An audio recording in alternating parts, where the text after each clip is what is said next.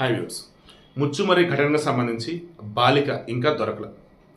అసలు చంద్రబాబు నాయుడు కానీ హోంమంత్రి అనిత గారు అసలు ఏం చేస్తున్నారు ఏంటని చెప్పేసి అంతా అంటున్నారు. ఇందా కూడా చంద్రబాబు గారు చాలా సీరియస్గా చెప్పున్నారు. ఏపీలో లా అండ్ ఆర్డర్ ఖచ్చితంగా కఠినంగా ఉంటుంది, సామాన్యులకి ఫ్రెండ్లీగానే ఉంటుంది. ఇక బాధితులు అన్న వాళ్ళు ఎవరైతే ఉన్నారో ఖచ్చితంగా వారికి మేము అండగా ఉంటాం, వాళ్ళకి న్యాయం చేస్తాం. తప్పు చేసిన వాళ్ళు ఎవరైతే ఉన్నారో వాళ్ళకి కఠినంగా శిక్షిస్తాం.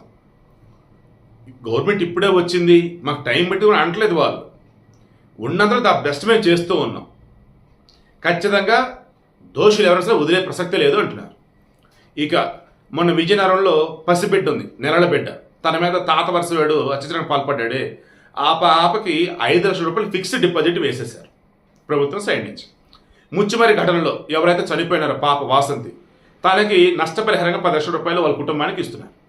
ఇంకా బాడీ దొరకలేదు. మరి ఏంటి అంటే ఇక కోర్టు త్రూ పర్మిషన్స్ అనేది తెచ్చుకొని ఇక టెక్నికల్ వేలో పాలిగ్రాఫా, లైట్ డిటెక్టరా, నాక్ ఎనలిసిస్ టెస్టా ఇంకేమో చేయటం, లేదు అంటే ఏదైతే అదేంద్ర అని చెప్పేసి దొరికిన మైనర్లు ఉతకటం, లేదు అంటే ఆ మైనర్ యొక్క పేరెంట్స్లో ఒకడు వచ్చేసి నీ బిడ్డ నెలని సార్ దొరకదని చెప్పి ఛాలెంజ్ చేశాడు, అతను బుడికి ఉతకటము, ఏదో నాకు తెలిసి రేపు కానీ ఎల్లుండి కానీ ఖచ్చితంగా దీనికి సంబంధించి క్లియర్ అప్డేట్ వచ్చిందని అనుకుంటున్నా. ఇప్పుడైతే పాపకి నష్టపరిహారంగా 10 లక్షల రూపాయలు కుటుంబానికి అందజేశారు.